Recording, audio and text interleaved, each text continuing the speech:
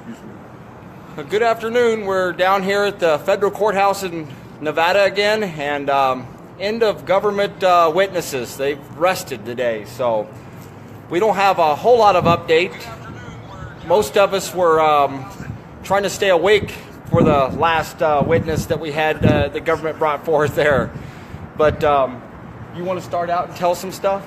Okay, so when we went back in from lunch, Tomasi objected because their last witness, he said it's a cumulative evidence. It's all stuff, once again, another, 100 and something photos taken out of video, all evidence that we've seen for, this could be like the fourth time. And as soon as the government got up there, everyone started to fall asleep again. Yawns, everyone, including the judge, like everyone is just like, are we seriously going to go through this one more time? This last gentleman, who was it? Special Agent Chad Simpkins. He's a gun training, firearms training person for Quantico. He's stationed here in Las Vegas. He's also part of the Las Vegas SWAT team since 2009.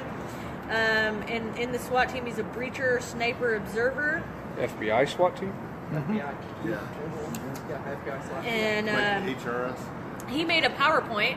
He went through all the evidence and was identifying individuals with guns, identifying their weapons, and taking pictures of them and noting their movement as they moved in the wash and the bridge. As if that is illegal. And one thing to note about that, for the first probably couple hours, he didn't actually identify anybody. He just said this person or individual has a gun on his hip, it's a handgun or a rifle, and they went on and on about that. They identified people at the very end of the testimony. Is that correct? Yes. Yeah, so then they went through and they identified like Greg Burleson, Todd Engel, each one of the defendants here, Andrea Parker, Scott Drexler and Stephen Stewart. They named these people out that had a gun in certain areas. But for 2 hours, they did not even mention, they just mentioned these person had a gun.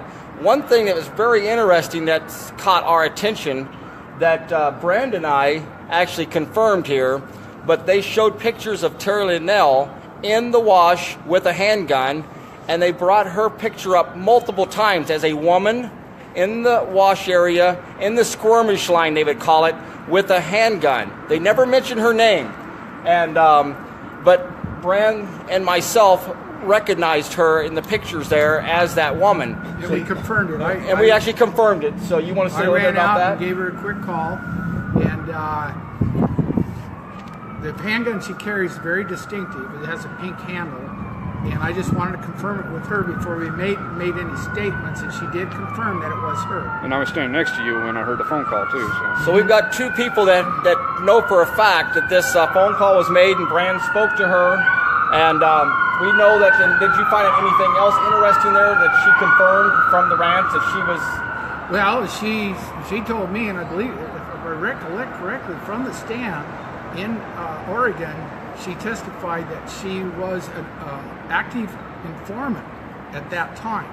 So there are, one active informant we know for sure, and potentially another one that was right there, and that was Greg Burleson himself. So how many more of those individuals that are carrying firearms, we don't know who they are. They probably know who they are, but they're not giving us any names. So we have no idea how many informants. There was 41 long guns and pistols that they know of that were there. How many of them were informants? We don't know, and they're not going to tell us. You know them numbers there, don't you? 400 people. Oh, you want to go with that? Over So we'll let Andrea tell us a little bit about that. Well, and we'll go back to Stephen Stewart real quick. When they went to identify Stephen Stewart, the guy said, "Stephen, I don't know his last name. Can I look at my notes?"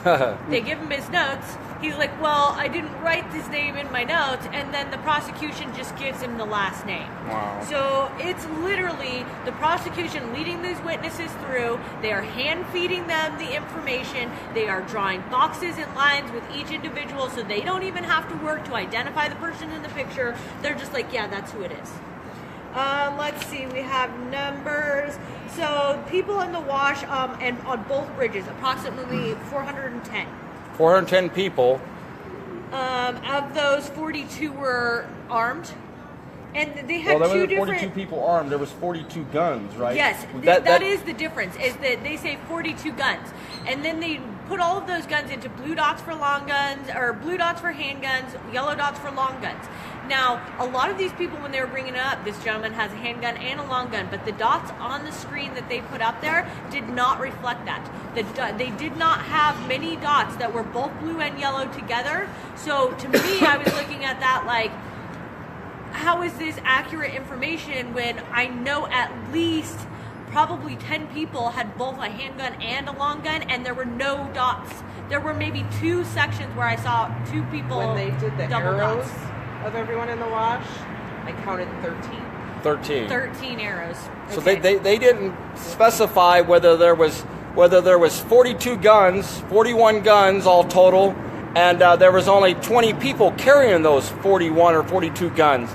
So we don't know, and we don't know how many of those people were either law enforcement possibly, or even informants that were carrying guns among all those people. And they never showed a single handgun out of its holster. Never a single handgun out of its holster, ever. Ever, and all the rifles were not pointed. It was all pointed at the ground They were slinged. in a sling. They was mainly over their shoulders. But they're also bringing it up as if they had their long gun in a sling but had their hand on it, they're now making that as it's illegal to have your hand on your gun, and it's pretty much pointing your weapon if it's in your hands is how they're using it. no So securing they're it. really changing, Yep. they're using their words carefully, and they will say to the jury, so how many people had their long guns in their hands? And that means literally if they have it on a strap and their hand is holding it to their body for safety possibly as they're moving around, that's considered holding your weapon. Well, it's obvious to me what they're trying to do.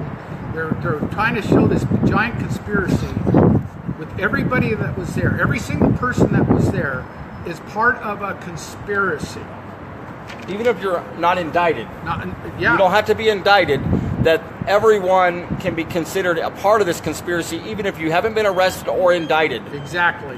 That's exactly what they said in court. That's exactly what they said in court. And as she finished today, she said that it only takes 2.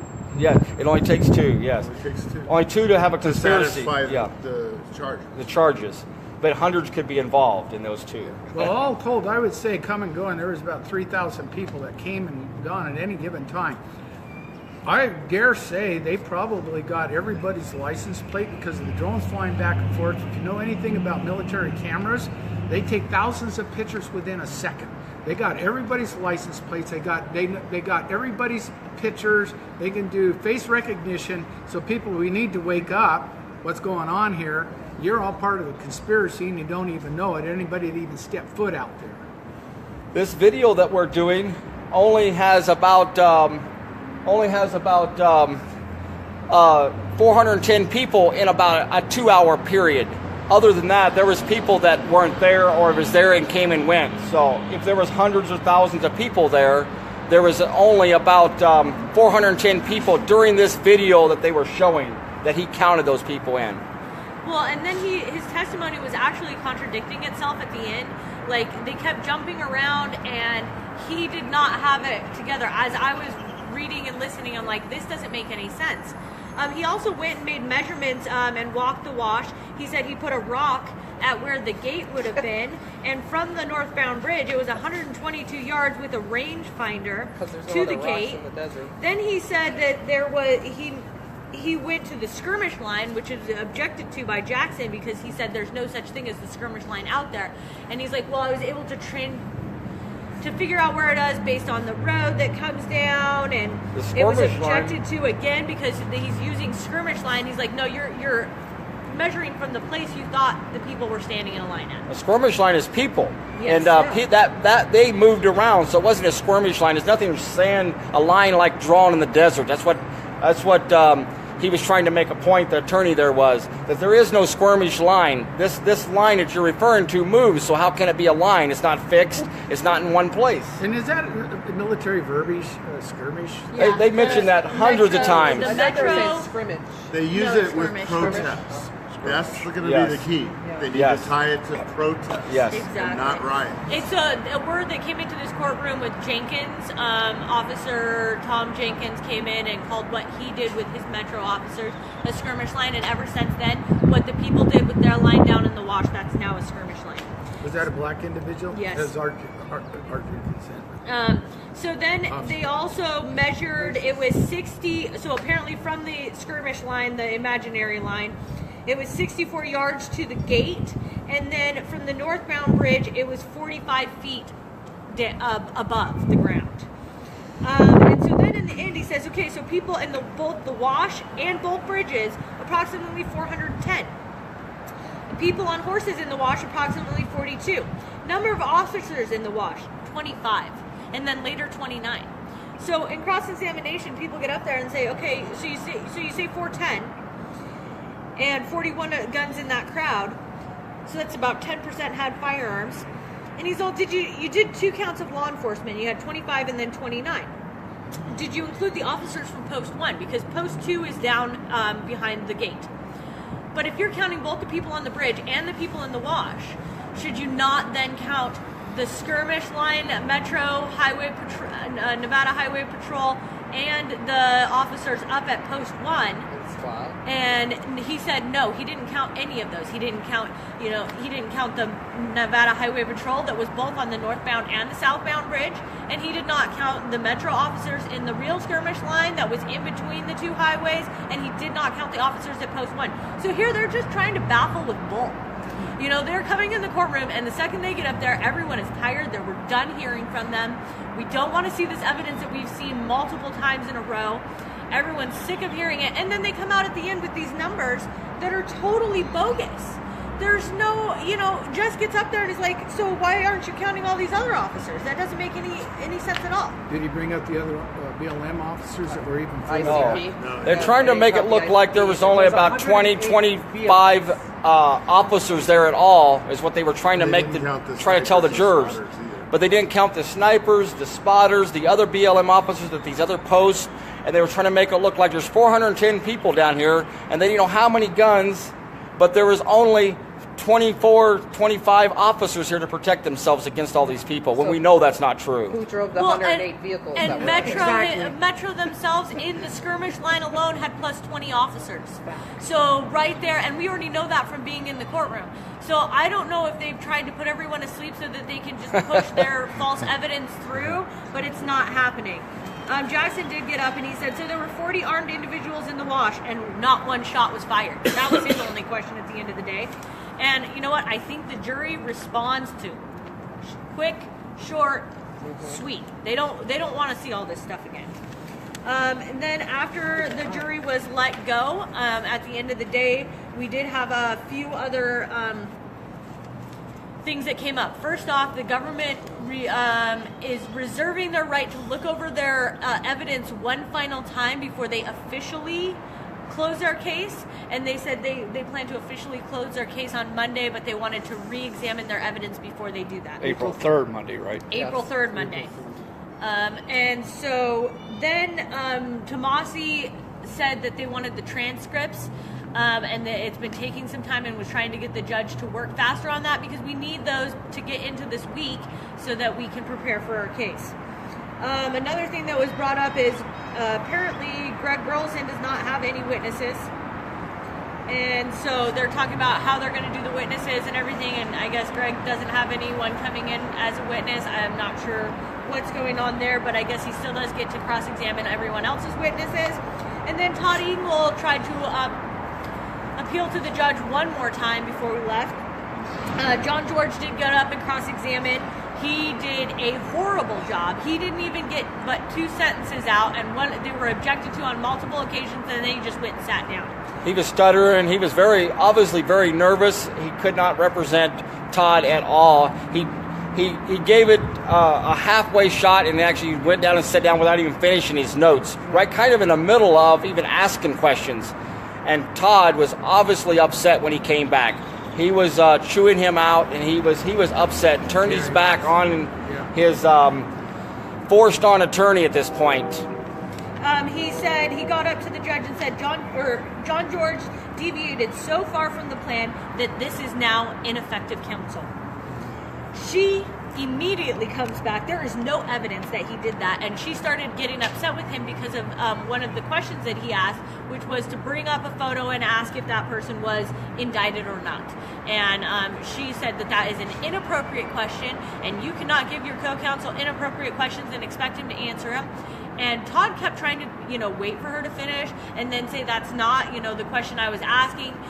He was trying to get that out, and who knows what else, because she shut him down and she said, no, you may not say anything. We are done with this, and then finished. Yeah. So there is no way that she is going to let him represent himself. John George is a joke of a lawyer. He does not have anything together. All the other lawyers are even trying to fight. Multiple people have stood up and said, just give Todd Engel another chance to do this for himself, and she refuses to let it happen. Definitely. She doesn't even know if she's going to let him do his own closing arguments at this point. And that I know that Todd would do excellent with his closing arguments. He speaks well. He speaks pretty much better than anyone there that I have seen. He does awesome with his own defense, and they don't want that in there. Because he's telling the truth. He's telling the truth, and he's sincere about what he's telling. And he is his best witness. And he needs to be a part of this, but don't even know if they're going to let him do closing arguments. So that's going to be, we're going to have to wait and see on that. Well, I like his question about the gentleman with the long gun that was not indicted, asked if he was indicted. See, that goes back to who are these informants? Who are these other people? Are they potentially informants? Why do they have a description, a facial description of somebody's got a long gun right there that has never been indicted? See? And they keep bringing them up in court. Yeah. They're not bringing up people that are in court. They've only got a few pictures of them, so they're bringing up everyone else. Today, we went through a bunch of people who were openly carrying like they have every right to do. Yeah. And just because they had one picture with them having a sidearm on their waist in a holster, they are now a co-conspirator. And not only that, if you're on Facebook and you make any positive comments or click like, you are now part of this According to conspiracy. this trial, Or you if are. you don't untag yourself. You exactly. need to untag yourself off of Facebook if you think it's not appropriate, because you could be considered a conspirator. The If you're far-reaching scared. effects of this Yep. is mind-boggling, and it's to put fear into the American people, just to put fear into them. Now, people don't really realize, again, this is so powerful to me, why Todd lost his right to defend himself over such a small issue. He lost his right. He's trying to defend himself for his own life here, not to be going to prison for false charges. And he wants his accuser brought forth into this trial. And the judge has said that she's not going to bring in Dan Love. Dan Love is not going to testify in this trial. And he just asked a witness and said, Hashtag Google Dan Love. Google Dan Love, hashtag Google Dan Love, and just check this out for yourself. Dan Love was in charge out there of the BLM officers, and he's not going to be testifying in this trial because the judge and the prosecutors are not allowing this. And this is your witness against you. This is who is saying that this all happened. This is how it all started. Because he's tainted. Because He's he's a tainted. criminal. So his question was to that witness: are you aware that Dan Love has criminal? How do you say? Is under criminal charges. Is under Under a criminal investigation. Yes, under a criminal investigation. Lost his right for that question there alone. Without even a warning. He didn't get a warning and sent back in the room. He didn't get anything. It was immediately, you don't have any rights, and your co-counsel will now be representing you. And the only good thing I do have to say about this, though, Todd has done so well since the very beginning that I believe he's already proven his case, and his turn hasn't even come up yet. So I've seen him do it twice. He sends his opening statement, and he's just proved his opening statement time and time again. So even with this bad counsel, I believe that he can make it through this, but what is happening in the courtroom is ridiculous. Let me read the Constitution here, the Sixth Amendment. I won't read the whole thing, but it says to be confronted with the witnesses against him. So you have the right to confront the witness that is accusing you. That's in the Constitution of the United States. So all they're doing is shaping the narrative, taking these the ability to defend themselves from these defendants away from themselves. That's what they're doing. That's what she's doing. And to talk about this Constitution here again, for everybody that didn't hear us at lunch, they don't want this picture showing out of our front pocket. So they came to us the day before we went to the courthouse, and Brand and I had to flip it around, and we can only show the back side of it. We could not show the front of it coming out of our pocket like we normally do. What's the difference? Are we going to have to flip it upside down next week? I don't know. This is what they're trying to tell us. That this Constitution, they've totally in violation of it in this court. They don't want it in this court. They've proved it several times the last 3 days. They have no respect for the Constitution. People understand no respect whatsoever for the Constitution of the United States. They even made a couple of people that came in to observe the court move from the prosecution side. They're limiting only certain people over there now. FBI agents, whoever, BLM, whoever we don't know. When they first came in, they told them they can sit anywhere except the first row. So before the break, they sat on the left-hand side, which is the prosecution side. And then during the break, they were talking to us. So when they went back in and sat where they were originally, they were told that they had to go to the other side. So these two, if you didn't hear that, there was two people that came in and they just spoke with us. We don't know who they are. They just spoke with some of us just briefly during a break. And then they were not allowed to sit back with the prosecution side after the break because they spoke with us. They made them move back on our side.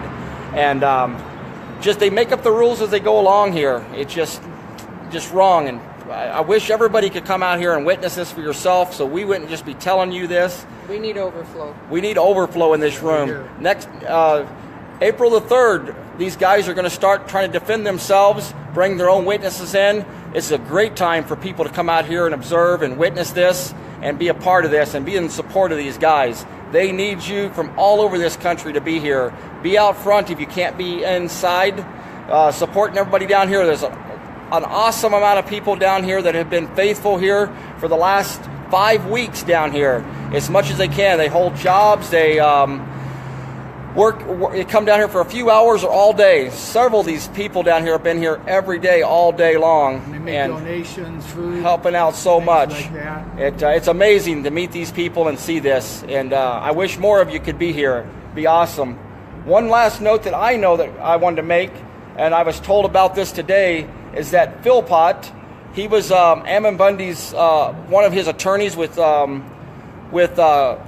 Marcus Mumford. He's supposed to be here tomorrow to argue for Cliven Bundy to be his lawyer for this when Cliven comes up. So far, they haven't allowed it, and so Philpott's supposed to be in this courthouse tomorrow, the way I understand it, trying to become counsel or lawyer for Cliven Bundy. So that's something else to remember here.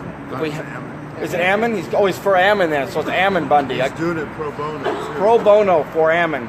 And I think Philpott, I don't know if anything's changed. I know when we was at the memorial for the last meeting over in John Day with Jeanette Finicum, he's also been working on her case, and I know he made that public at that time, so I understand it.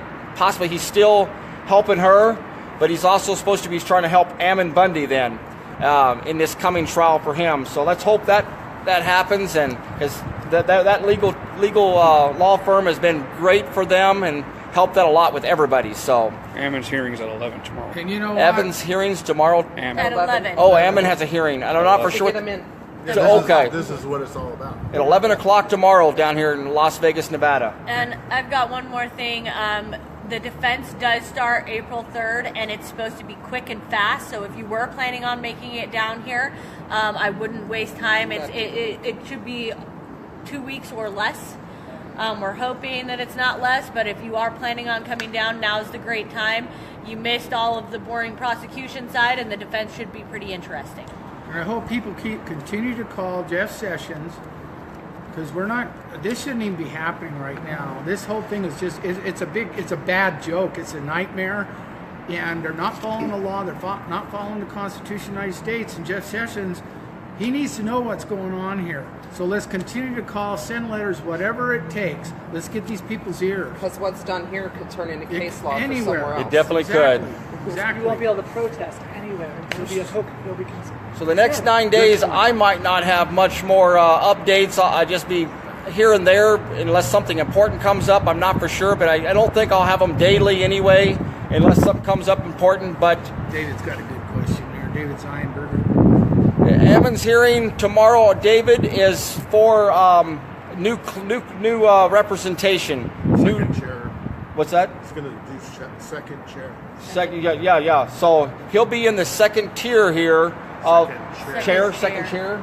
For a lawyer, like next a to lawyer. next to Dan Hill. Oh, that's an additional lawyer. Okay, that's what it is. So Phil Pott may be Ammon Bundy's second chair for an attorney. So that's what they're trying to have a hearing for tomorrow. So, Is there any new updates about Greg Burleson? Greg Burleson, really no more updates. We everybody is still trying to figure that situation out. It was a shock for everybody yesterday. I did notice a few things about Greg today. I know they wheeled him in and out on a wheelchair. That's normal. That's normal. So I noticed they didn't have shackles on his feet like all the other guys have cuffs and a chain in between their legs. So the other 5 defendants were shackled up by their feet, but Greg wasn't, but they moved him in and out with a wheelchair. I know that the other attorneys, there seemed to be some conflict there between them. And there's some things they've got to work out the next 9 days before it starts back up on April 3rd, for sure. So I'm sure these 9 days are actually a godsend, even more than we realize. We didn't want to wait this long, but maybe it's for a reason, and we'll come back full force and ready to go on April 3rd.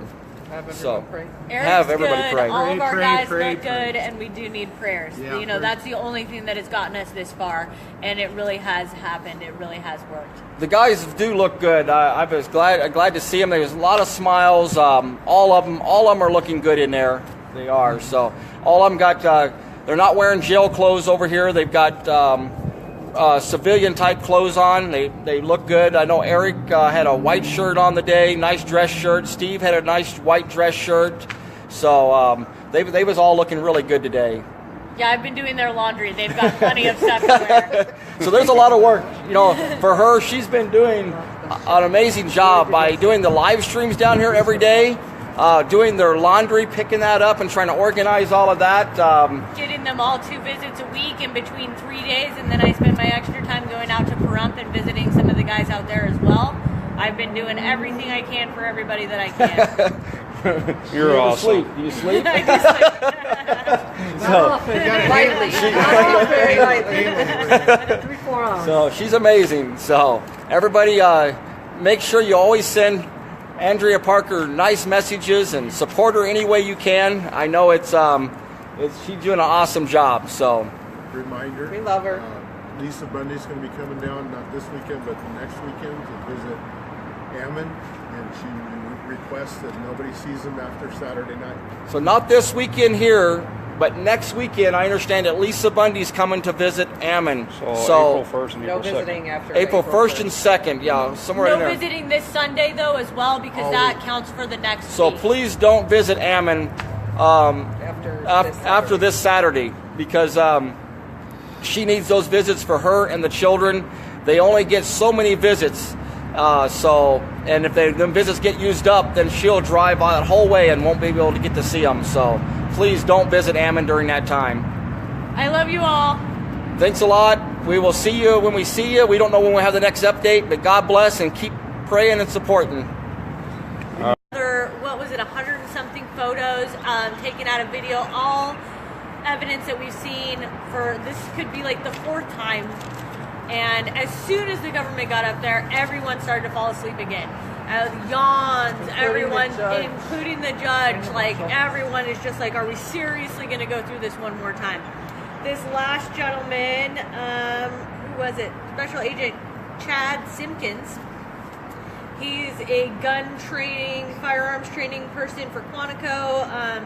He's stationed here in Las Vegas. He's also part of the Las Vegas SWAT team since 2009. They went on and on about that. They identified people at the very end of the testimony. Is that correct? Yes. Yeah, so then they went through and they identified like Greg Burleson, Todd Engel, each one of the defendants here, Eric Parker, Scott Drexler and Stephen Stewart, they named these people out that had a gun in certain areas. But for 2 hours, they did not even mention, they just mentioned these person had a gun.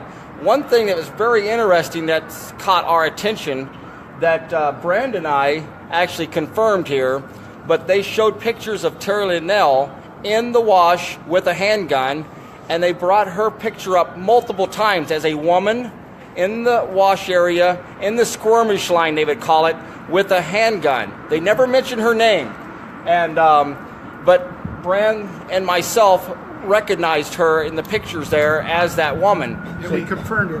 We actually confirmed it. So you want to say a little bit about that? I ran out and gave her a quick call, and the handgun she carries is very distinctive. It has a pink handle, and I just wanted to confirm it with her before we made any statements, and she did confirm that it was her. And I was standing next. In the SWAT team, he's a breacher, sniper, observer. FBI SWAT team? Yeah. And Like HRS. he made a PowerPoint. He went through all the evidence and was identifying individuals with guns, identifying their weapons, and taking pictures of them and noting their movement as they moved in the wash and the bridge. As if that is illegal. And one thing to note about that, for the first probably couple hours, he didn't actually identify anybody. He just said this person or individual has a gun on his hip, it's a handgun or a rifle, and they... Excuse me. Good afternoon. We're down here at the federal courthouse in Nevada again, and end of government witnesses. They've rested today, so we don't have a whole lot of update. Most of us were trying to stay awake for the last witness that we had the government brought forth there. But you want to start out and tell some stuff? Okay, so when we went back in from lunch, Tomasi objected because their last witness, he said it's a cumulative evidence. It's all stuff, once again,